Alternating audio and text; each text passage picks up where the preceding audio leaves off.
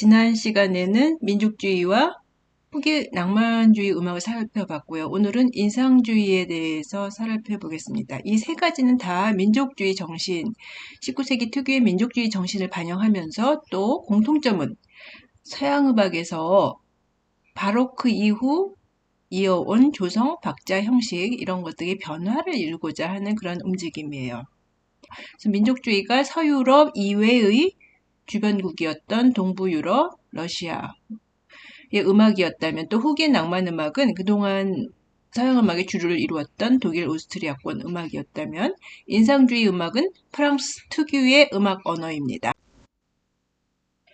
교재 225페이지에서부터 인상주의에 대해서 설명을 하고 있어요. 그래서 보니까 프랑스에서는 19세기 이후 프랑스 음악의 개혁이 일어났고요. 시작됐고, 그래서 기본적으로 독일 음악에 대한 반감을 기본으로 기존 프랑스 전통의 이국적 요소를 받아들였다. 그런 말이 나와요. 그러니까 프랑스 전통을 이어받았던 말인데, 그래서 19세기 말에 인상주의라는 움직임이 나타나는데, 근데 음악에서 인상주의라고 그러면은 이콜 드비시, 클로드 드비시, 인상주의 하면 드비시, 드비시 하면 인상주의 이렇게 말해도 될 것 같아요. 그래서 이제 드비시를 중심으로 풀어나가는데, 드비시, 즉 인상주의에 영향을 준 여러 요소들이 여기 쭉 나와 있죠. 첫째, 이국적인 요소. 1878년에서 1900년까지 약 22년 동안 프랑스 파리에서 몇 번의 세계 만국 박람회가 열렸어요. 그러니까 만국 박람회라 그러면 세계 여러 나라의 각국의 문화를 소개하는 이벤트인데 그 유명한 에펠탑도 1898년 만국 박람회를 위해서 지은 거죠. 그래서 이렇게 여러 번에 걸쳐서 열리니까 프랑스 사람들은 외국 문화에 대한 관심이 당연히 많아졌겠죠. 당시 프랑스 화가들인 마네, 모네, 반 고흐 이런 사람들의 작품을 보면은 일본, 중국의 회화에 영향을 받은 모습들이 보입니다. 어쨌든 이렇게 유럽에서는 20세기를 앞두고 새롭고 신비로운 이국의 문화를 받아들이려는 움직임이 일어나는데 특히 드비시는 여기서 인도네시아의 전통음악 가물란 음악을 듣고 깊은 인상을 받게 돼요. 가물란 음악이 굉장히 여러 가지가 있는데 여러 가지 종류 그 중에 하나를 조금 들어보겠습니다.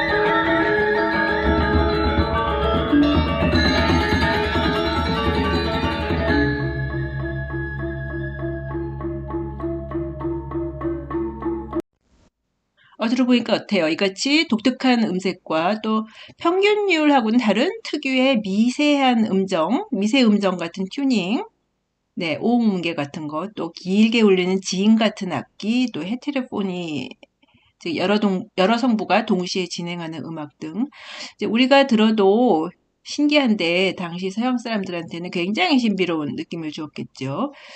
그래서 이 인도네시아의 가물란 음악하고 또 러시아, 특히 무소르그스키의 음악에 드비시가 깊은 영향을 받았어요. 우리가 무소르그스키 음악을 들어봤죠. 거기서 독창적인 화음 진행, 또 증사도의 오스티노토, 그죠?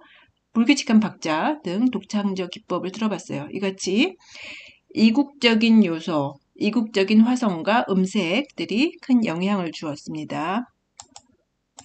또 이거 빼놓을 수 없죠. 둘째로는 인상주의 회화. 인상주의라는 말이 여기서 나왔는데 우리가 잘 알죠. 미국 미술에서도 인기 있는 장르이죠. 인상주의란 말은 이 그림에서 비롯되었어요. 누구? 모네가 그린 이 그림의 제목은 인상 해돋이. 1872년 작품. 실은 이 그림은 모네가 공모전에 내놓았는데 당시 권위 있는 그런 심사위원들이 보기에는 너무 실험적이다. 그래서 탈락했어요. 그래서 근데 그 당시에 탈락한 그림들을 모아서 일련의 작가들이 전시회를 열었는데 여기 왔던 평론가가 도대체 이게 뭐냐, 뭐를 그렸는지 모르겠다. 단지 모호한 인상일 뿐이라고 혹평을 했어요. 그런데 이제 예상외로 이 전시회가 인기를 끌면서 인상주의라는 말이 유명해진 거죠. 네, 보다시피 인상주의 그림은 기존의 통념을 파괴하는 모호한 형태. 네, 이게 배에 탄 사람이고 그냥 점 찍어 넣고 붓질만 쓱쓱쓱 하고 또 물이고 뭐 이거 해가 비치고 이러는 건데 그냥 붓질만 쓱쓱하고 어슴푸레한 색채, 출렁이는 물결, 물에 비치는 태양의 빛이죠, 이게. 그 다음에 구름, 뭐 물과 땅과의 경계도 불분명하고 이런 것들은 독창적이지만 깊이나 철학이 있다기보다는 자신의 즉각적인 인상을 표현한 것이죠. 눈에 보이는 대로 제목 말 맞다나. 또 네, 이런 그림이 있어요. 모네는 로앙의 성당이라는 작품을 20몇 개나 똑같은 자리에 앉아서 그렸어요. 왜 똑같은 장소에서 그렸냐면은 그러니까 시간에 따라서 아침이냐 저녁이냐 새벽이냐 또 계절에 따라서 봄이냐 겨울이냐 이거 보면은 햇볕이 막 비치는 거고 이건 침침한 날 이거는 또 햇볕이 비치는데 약간 뭐 오후 같은 그런 느낌이죠. 그래서 이렇게 빛에 따라서 색깔이 다르니까 인상이 달라지는 거예요. 이렇게 인상, 즉 사물 자체가 어떻게 생겼느냐보다는 빛이 어떻게 내 눈에 비치느냐를 중요하게 생각한 거죠. 그래서 이런 인상주의 회화의 느낌이 드뷔시의 음악과 비슷하다고 해서 인상주의 음악이라고 부르게 됐어요. 사실 맞는 게 드뷔시 음악이 깊은 감정 표현보다는 음향의 색채감을 표현하고 소재도 뭐 물, 구름, 빛 이런 소재를 많이 잡았고요. 그런 점에서 인상주의 미술과 비슷합니다. 그렇지만 정작 드뷔시는 자신의 음악이 그림보다는 상징주의 시인들의 영향을 받았다고 했어요. 상징주의 시인, 심볼리즘. 상징주의는 프랑스 특유의 경향으로 3대 상징주의 뭐 이렇게 배웠죠. 네, 19세기 중반 당시의 사실주의 있는 그대로의 현실을 반영하는 사실주의와는 정반대되는 그런 미학으로 감각, 정확한 의미가 없는 지극히 개인적인 은유, 암시, 상징적 단어를 사용해서 순간적이고 직접적인 감각, 개인적인 그런 미학이죠. 그러니까 감각은 감정이 아니죠. 감정이 보다 깊고 강한 느낌을 말한다면 감각은 표피적인, 순간적인 그러니까 생각이나 논리적 추론이 아니고 그래서 상징주의를 시를 읽고 나면은 무슨 말인지 알 수가 없다 그래요. 왜냐면 단어들이 시인들 개인한테 어떤 의미로 어떤 은유로 쓰였는지 모르니까. 그리고 낱말에 음악적 리듬에 중점을 두어서 우리말로 옮기면 아무 의미가 없어진다고 합니다. 예를 들어서 우리 시조 3443, 가다가 3543으로 바뀌는 묘미가 있는데 이제 영어로 옮기면 그 묘미가 없어지잖아요. 또 그런 거나 마찬가지예요. 이런 상징주의 시의 영향을 받은 드뷔시의 음악에서는 깊은 감정의 전달이나 논리에 의한 뚜렷한 형식보다는 직관적인 느낌, 인투이션, 딱 듣고 순간적으로 떠오르는 색채나 형상, 그런 걸 중시했다고 할 수 있습니다. 네.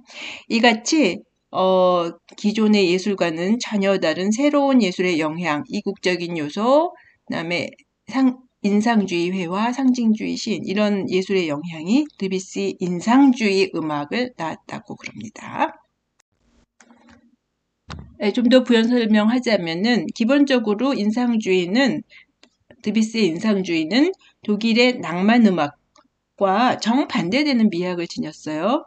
그래서 독일의 낭만 음악, 바그너, 말러, 리하르트 슈트라우스 등의 작곡가들에서 보듯이 반음계적인 화성을 통해서 긴장감을 쌓고 또 풀어가고 그럼으로써 강한 감정을 바깥으로 내보낸다는 말이죠. 표현한다는 데 목적을 두었다면 프랑스의 인상주의 음악은 독특한 화성과 짜임새, 텍스처 그리고 음색을 통해서 섬세한 분위기, 미묘한 감각, 표피적이고 직관적이고 세련된 감각 전달에 중심을 둡니다. 전혀 반대되죠. 그래서 드뷔시는 그 낭만 음악의 강한 감정을 표현하는 것이 촌스럽다고 생각했어요. 이런 일화가 있는데요. 드뷔시가 바그너 음악을 듣다가 음악회에서 뛰쳐나갔다고 해요. 아이고, 또 주제 발전을 시작하네. 뭐 이러면서요. 그래서 드뷔시는 초지일관 낭만 음악의 이성적이고 논리적인 전개, 뭐 소나타 형식이라든지 감정의 표현 이런 것에 아주 치를 떨었다고 합니다. 교재 208에서 209페이지에 보면은 인상주의 음악에 대해서 쭉 이제 나오고 있어요. 그래서 아까 얘기했지만은 인상주의 하면은 드뷔시를 얘기하기 때문에 여기서 드뷔시의 음악어법이라고 제목을 붙여봤습니다. 우선 리듬은 불규칙적이고 모호한 리듬, 특히 싱코페이션을 많이 사용해서 우리가 드뷔시 음악을 들으면은 이게 뭐 3박이다, 4박이다 이렇게 박자를 따라가기가 힘들어요. 선율은 완결된 4마디, 8마디 이런 균형적인 프레이즈라기보다는 짧은 선율 조각을 반복합니다. 그래서 예전처럼 뭐 소나타처럼 주제가 제시되고 주제가 발전되고 뭐 이런 걸 회피했어요. 특히 화성과 음계 여기에 주의를 기울여서 들어보려고 합니다. 기본적으로 기능 화성을 회피했어요. 기능 화성이 뭐죠? 이거죠. 네, 으뜸화음에서 딸림화음으로 긴장감을 쌓고 세븐에서 다시 으뜸화음으로 긴장감을 해소하는 이런 기능 화성. 이게 바로크 이후 서양 음악 조성의 원칙이죠. 근데 이걸 회피하자. 그게 목적이에요. 그리고 그러니까 화성은 단지 색채 역할을 하죠. 기능의 역할을 하는 게 아니고. 몇 개의 음악적 예를 들어보겠습니다. 우선 여기에 홀턴 스케일, 온음 음계죠.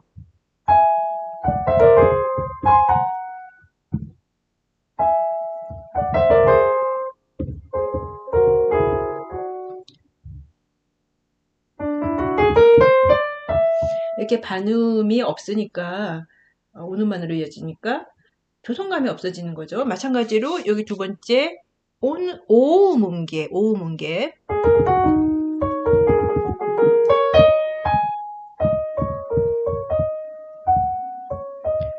뭐 쉽게 얘기하자면은 검은것만으로 연주하는 거죠. 오음계라 그러면 그러니까 반음이 없는 거죠. 이거 역시. 그리고 또 이런 것도 있어요. 오스티나토 위의 병행 팔토, 오스티나토라 그러면은 요 음이죠.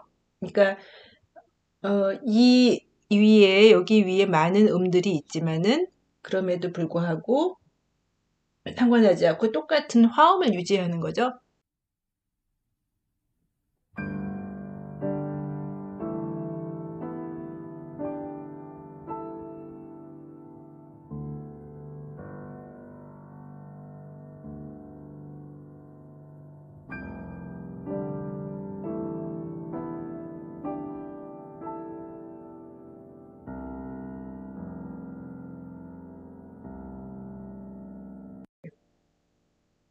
그러니까 우리가 화성학을 배울 때 병행사도 뭐 이것처럼 이렇게 병행 옥타브는 절대로 피하라고 하죠. 왜 그래요? 그러니까 병행성부가 강조되니까 조성을 흐리게 되니까 조선 음악에서는 피해라. 그런데 드뷔시는 조성을 흐리게 한 게 목적이니까 일부러 이렇게 병행 화음을 씁니다. 근데 1도, 4도, 5도 이런 완전 음정의 병행 화음은 중세 선법에 쓰였잖아요. 그러니까 선법에 비슷하고 조성을 흐리는 게 목적이 되는 거죠. 그리고 또 여기 보면은 7도와 9도 불협화음이 7도와 9도 불협화음인데 있으면 해결되는 게 원칙인데 해결돼서 조성을 느끼게 하는 게 목적이 아니고 이 화음 자체를 즐기자, 불협화음 자체를 이렇게 하는 거예요.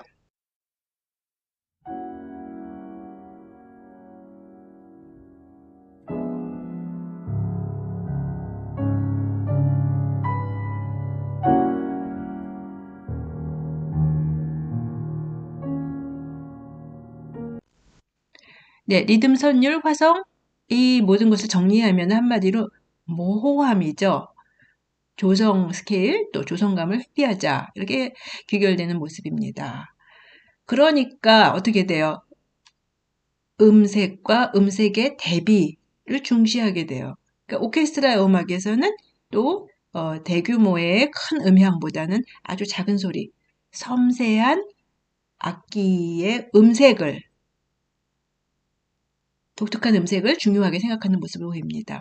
또 소나타가 아니고 표제를 많이 썼어요. 그런데 낭만 음악의 표제 음악, 즉 프로그램 음악이 자신의 주관적인 감정이나 뭐 슬픔, 분노 이런 것들을 표현했다면은 인상주의 음악은 순간적인 느낌이나 감각, 시각, 청각적 이미지, 뭐 물방울 소리, 바람이 스쳐가는 소리, 뭐 그림자가 어른거리는 뭐 이런 개인의 모호한 즉각적인 이미지를 추구하는 모습이에요. 표제도. 또 그러니까 형식적으로도 모호함을 추구해서 기존의 소나타, 교향곡 같은 전통적 형식을 회피했어요. 그러니까 교향곡 소나타는 이성적이고 논리적인 형식이잖아요. 그러니까 정체적으로 인상주의 어법을 어떻게 말할까요? 감정 표현이 아니고 감각, 또 논리적이나 이성적이 아니고 모호함, 이걸 키워드로 잡을 수 있겠죠.